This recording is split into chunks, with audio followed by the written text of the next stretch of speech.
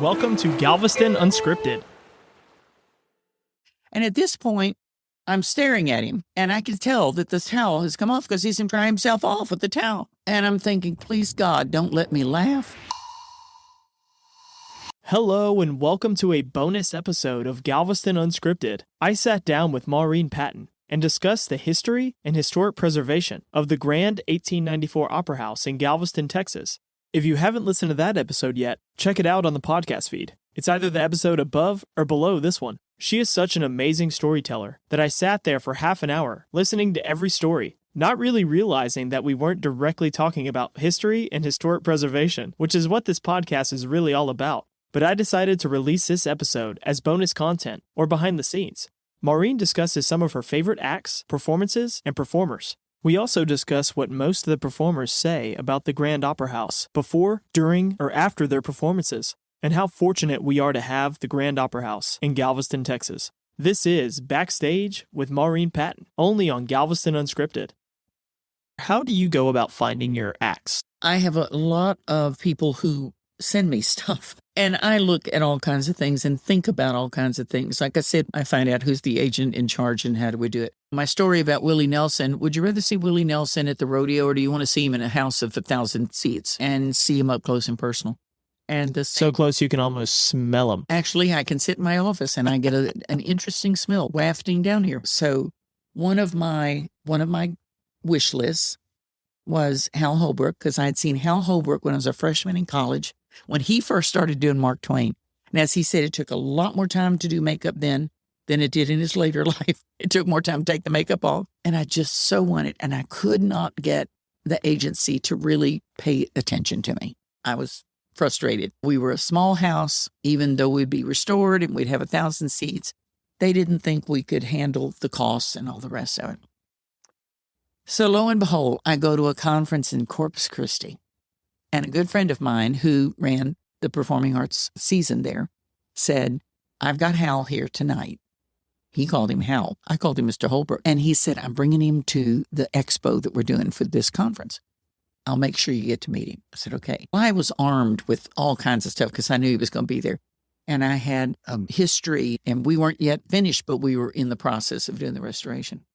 And so I met him. He said, Hal, this is my friend Maureen Patton, and I promised her I would find you and make sure she got to meet you, because she would just have my throat if he was really putting on the dog there for him. And he was just charming. He was just lovely. And so I went to see his performance that night, and he was at it was about a 2,700 seat theater there on the water, like a civic house that they would do the conventions and everything else there. And afterwards I went backstage with my friend so that I could see him and tell him thank you and all the rest. And I handed him my packet of information. And I said, Mr. Holbrook, I was sitting 12 rows behind the last row in my theater.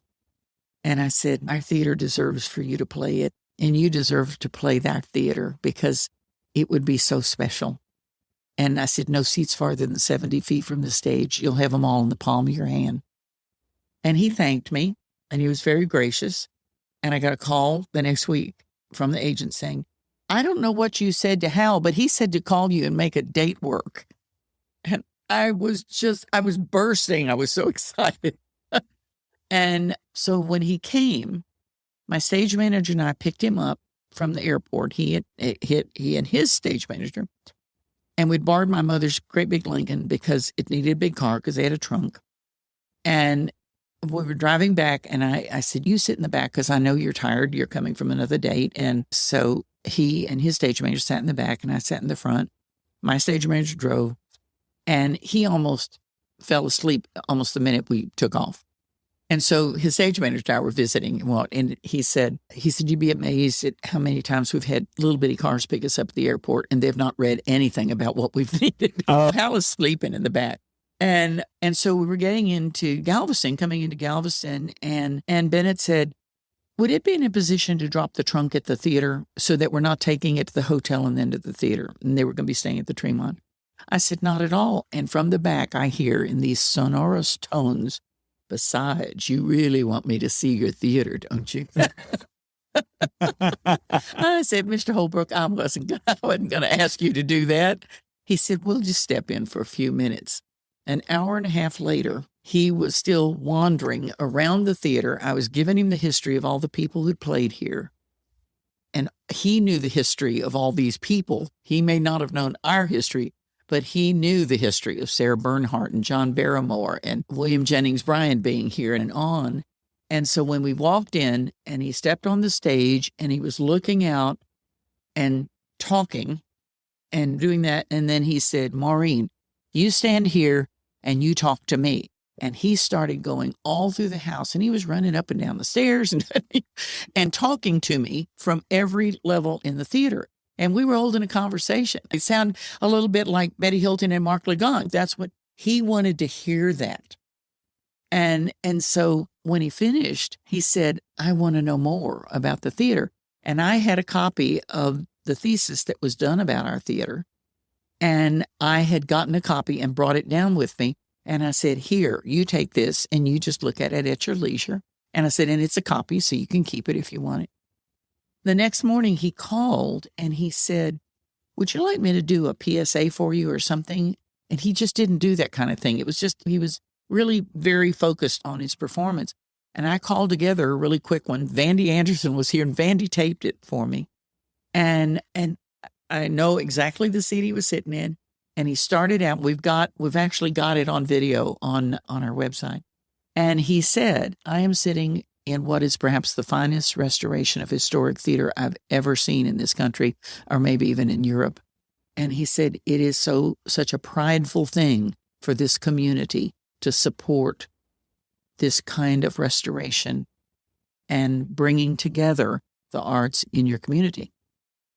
And it just blew me away. And we've used that in a lot of different ways.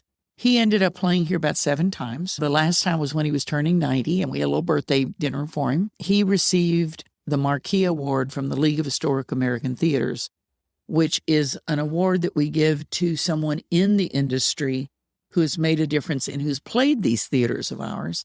And we gave it to him when we had a conference in San Diego, and that's where he lives. So he was right there. And he asked that I sit at the table with him for lunch because it was a luncheon. And so he had a couple of us who had presented him for years. And we were telling stories and laughing and just having such a good time. And I said, I've never seen anybody like Hal who keeps notes on everything. I have a letter that he wrote to me. He didn't write to me, he wrote to the president of the board of the Arts Council at 3:00 in the morning after his show. And it's framed and it's hanging on the wall. And he just took notes of everything. He was just like this sponge that just wanted to soak up everything. And his book, if you ever have a chance to read it, his book is like that. It's so thorough. And I was saying, I just love it. I said, Hal has notes about everything he does, and he keeps track of all these things. I said, it just boggles the mind. And he reaches into his pocket and he pulls out this sheaf of notes. And all of us just broke into hysterics. And he said, I'm afraid that's right. And so then when they presented him with the award and he got up to speak, he started listing things. And he was listing performers. And then he said, all of these people have performed at the Grand 1894 Opera House in Galveston. And all of your theaters, probably. He said, I know that because I've read the history of that theater. And then he broke into a short course of Galveston, oh, Galveston. And everybody said, okay, did you get him to do that? And I said, no, I did not. I had no idea it was going to mention Galveston. But such a friendship, such a wonderful friendship. And when Kenny Rogers was filming Gambler 5 here and Dixie Carter was in it, and of course they were married, she came to find me. She said, Hal told me I had to come find you because it was important that I meet you. And she was a delight. And then we have a story that everybody who knows this story, and I'm talking stories that tell them the Naked Man story. And then, of course, I have to tell the Naked Man You got to tell the Naked Man story. story. And I think it's okay on a podcast. Of course. And we had the Flying Karamazov brothers, and the theater was still not finished. And so we still had the slipcovers and all the rest of it. And I had seen them. I'd seen what they could do, and I just loved them. And they are just loony. They're not Russian. They're not brothers, but they all look Russian, and they all these beards and this hair, and a lot of them look alike. But they're the Flying Karamazov brothers. So they're jugglers, but they're so much more than jugglers. because they're musicians. And they would do juggling where they were actually doing instruments. It's crazy stuff.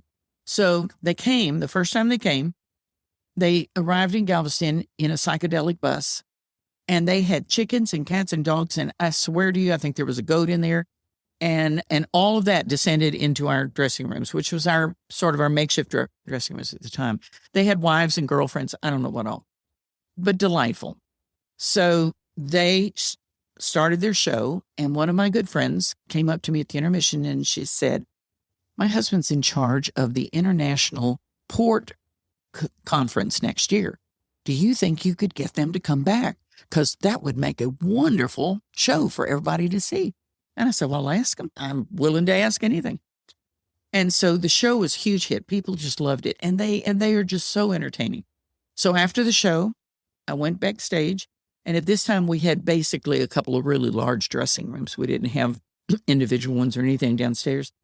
And so I went down there, and there were the kids, the little kids and the chickens, and all the animals were there, and the wives and whatever.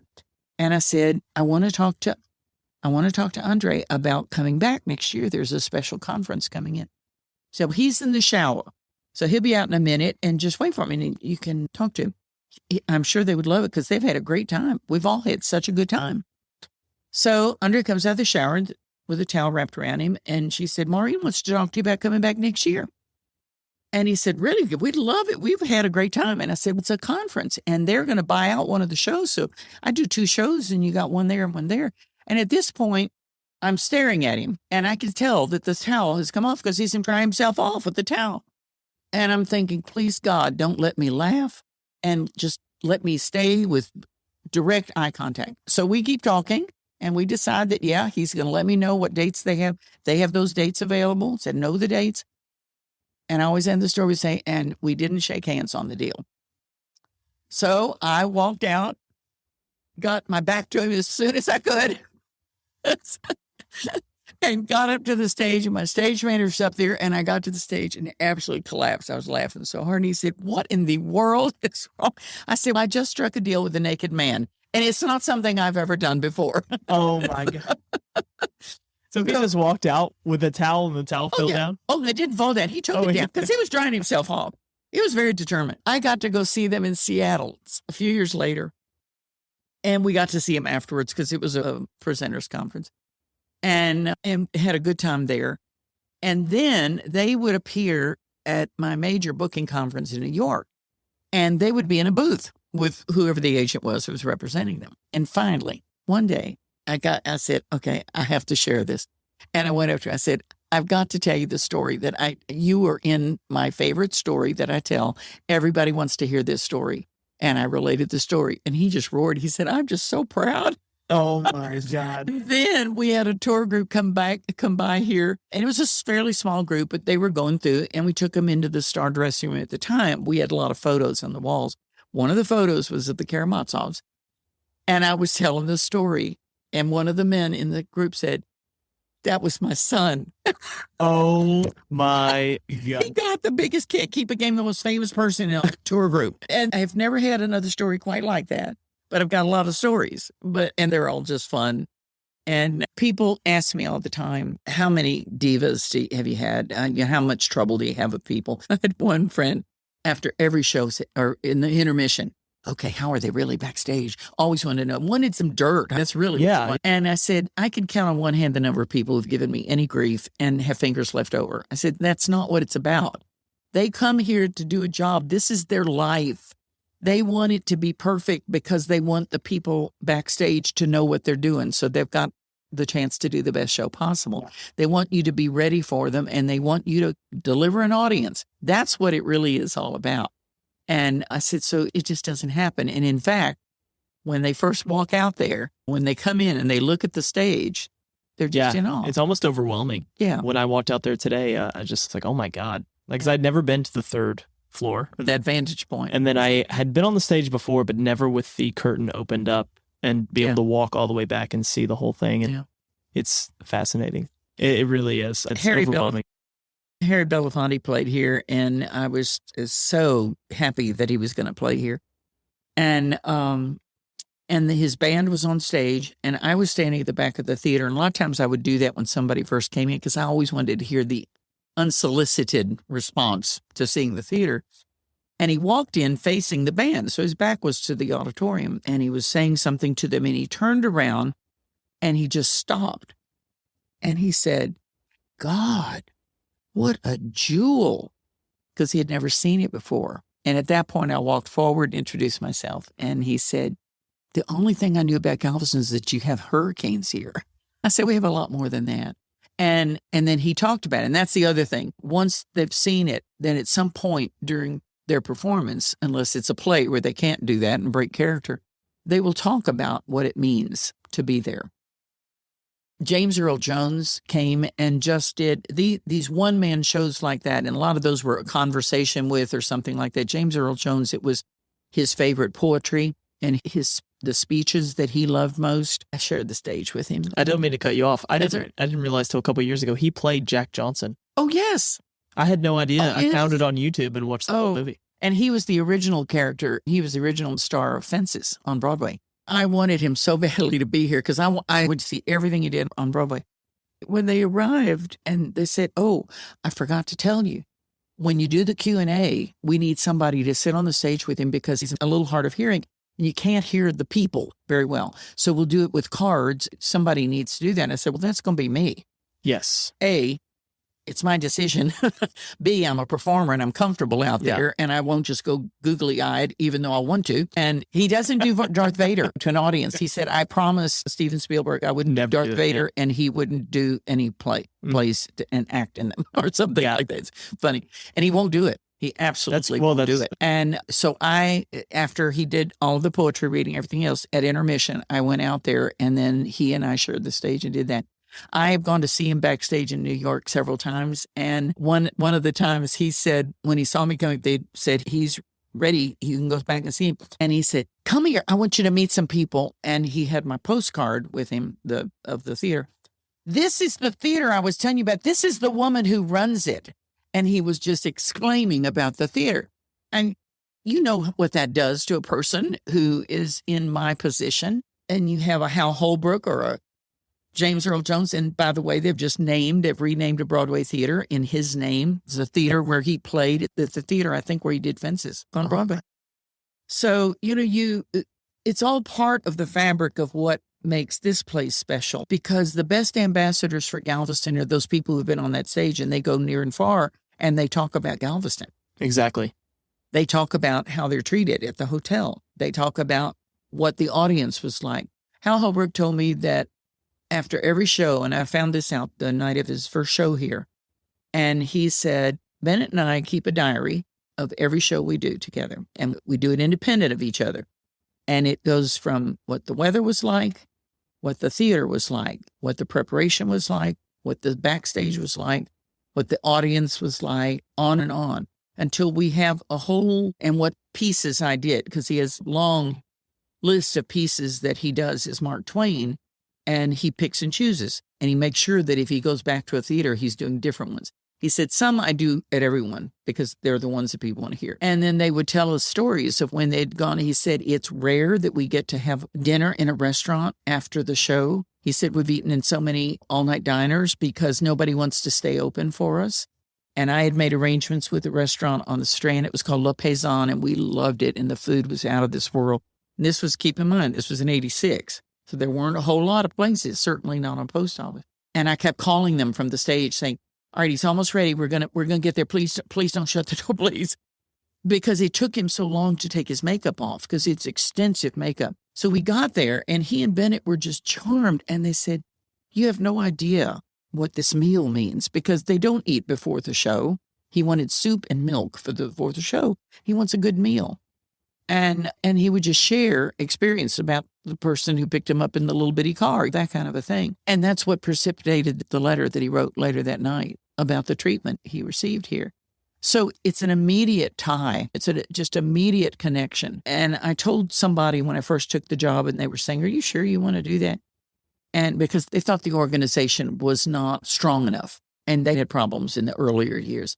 And I said, "I figure that I can bring something unique to the table because I did grow up here. And because I am an artist, I can appreciate both sides of the footlights. And that may make a difference. And there may be a better sense of trust. And so that was a really important thing. And it's the same relationship that we develop with the artists who come. I was due to finally, after many years, I was due to have It's a Perlman play here. And so I am scheduled for October of 2008. We all know what happened. Yes. And I was doing it in concert with the Texas A&M, my friend who runs the Performing Arts Series there. So my husband and I drove to A&M to hear him there, and Ann took me backstage to see Mr. Perlman. And I had with me a program that he had done here years before. It was in the 70s, and he was just frankly a kid. He played a concert for the old Civic Music at Ball High School. And someone reminded me later, said, do you remember it stormed so badly that a lot of the audience didn't show up? He played to a handful of us. It was mesmerizing. This young man just taking that violin and making it speak. And I found the copy of the program that we had. And a friend who was one of the major volunteers of the Civic Music told me what they paid him, which was laughable. So Ann took me backstage and she said, Mr. Perlman, this is my good friend Maureen Patton, who runs the Grand Opera House in Galveston. And he looked at me, he pointed his finger and said, we're going to make a date work for you. And he came that spring after we reopened, and just, it meant so much to me. And he was the first person to use our wheel elevator. I was determined that all of backstage would be accessible, just like front of house. And we had that, especially. And we had to do it after Ike. It sat on a loading dock somewhere because it couldn't get down here. And then he came back another time. He's a delight. He is funny. He's an amazing man. And he wanted to eat at Guido's, or he wanted food from Guido's. Oh, and Guido's, yes. Yeah. It's Guido's. And it was so cute. That's so funny. And I said, I have a menu and you can choose anything you want and they'll deliver it to you. And so he said, do they have good shrimp? And he would say it just like that, shrimp, and then laugh. And I said, oh yeah. And he's looking, he said, you think I could have the garlic shrimp? I said, Mr. Perlman, you're far enough from the audience, it won't matter. It won't and matter. I don't even think that it would matter if they could smell the garlic. It's true. Yeah. And he just, what an absolute delight. And we had Marilyn Horne here, who is, of course, a very famous diva with the Metropolitan Opera. And we had a diva who lived here in town, whose name was Dorothy Dow. And she sang all over the world with symphony orchestras, did opera, all the rest. An amazing woman who had a career. And she and I were friends. She always wanted me to sing for her, and I never did. Sorry, didn't get around to that. She sang an opera called Wozzeck. It's probably the hardest opera in the world because it's totally atonal. The notes are all the place. Marilyn Horne had sung Wozzeck. And so I told Dorothy, I said, you're going to be my guest to come to this. And I said, she's going to do a meet and greet on stage and you're going to meet her. I want these two women who both did this opera that is impossible to sing to see each other. And they were sitting there and Marilyn Horne came over, I brought her over to meet Dorothy. And I said, you're the only two people I know and can even imagine having sung Wozzeck. Oh my God. And Marilyn Horne said to Dorothy, wasn't that the hardest thing in the world you ever had to do? She said, oh my, yes. And then they sat there on the stage like two old friends. It just did my heart such good. And it meant the world to Dorothy. And it was just something that I could give to her. And she would come and always have a good time. That's what I wanted to ask you next because place has been here for 127 years. What are the biggest name acts that have played here? If you had to name the top 10 biggest names, I know you have a worldwide group of performers that have come here. So what would you say, I guess, some of the top ones are? That's almost as hard as saying what's my favorite performer. I know. It really is. Because, for instance, in classical music, you've got You've got Perlman, you've got Jean-Pierre Rampal, Sir James Galway, Joshua Bell. You keep going down the list, and you have Marilyn Horne, We had Samuel Ramey, who's an operatic bass, and I can't remember the opera soprano who sang with him, which is horrifying on my part. It'll pop into my brain, and it'll all of a sudden I'll just say that. It's okay. I'll add it in later. So you have those people. You have the kind of international stars that are ballet companies from overseas. You have the Romeros who played here early on, and they're going to play this season. When Pepe Romero was the kid of the group, and now he's one of the senior members of the group, and it's the family of guitarists. We've had the Ballet Folclórico de Mexico. We have had, the list just goes on. It goes on and on. And we had, obviously, Harry Belafonte. We had Garrison Keillor, and I booked Garrison Keillor here as a solo speaker. So I said, okay, I'm going to book him. And I did. And he came and he was telling his stories, doing whatever. But he came in, and I came in from backstage, and he was standing on the stage. He's a huge man. He's really a big guy. And he was just standing there, and he was looking around, just kept looking around. And so I waited a little bit of time, and then I walked out there and introduced myself. And he said, this is a lovely theater. And I said, Mr. Keillor, I said, one of the things on my wish list was to get Prairie Home down here because it just feels so right. And I had seen it in New York at the smaller theater.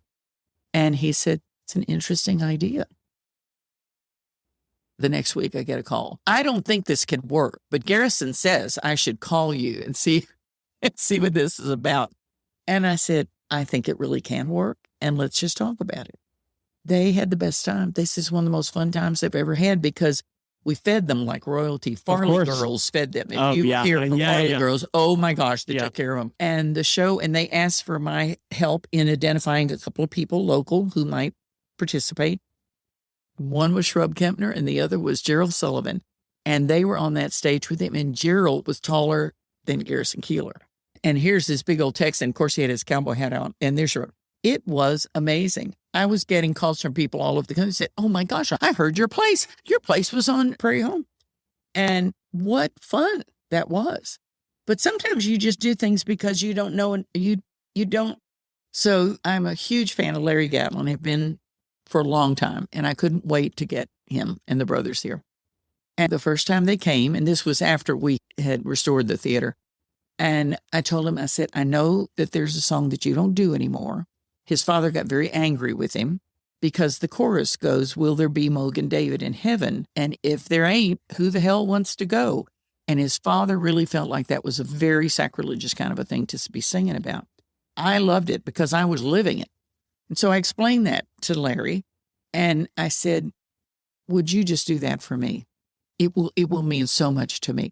So he announced to the audience that they were going to do this song, and he said, Maureen asked us to do this, and she signs the check, so we're going to do it. And I love that song. I still love the song. For historic resources or more information, check out the episode description.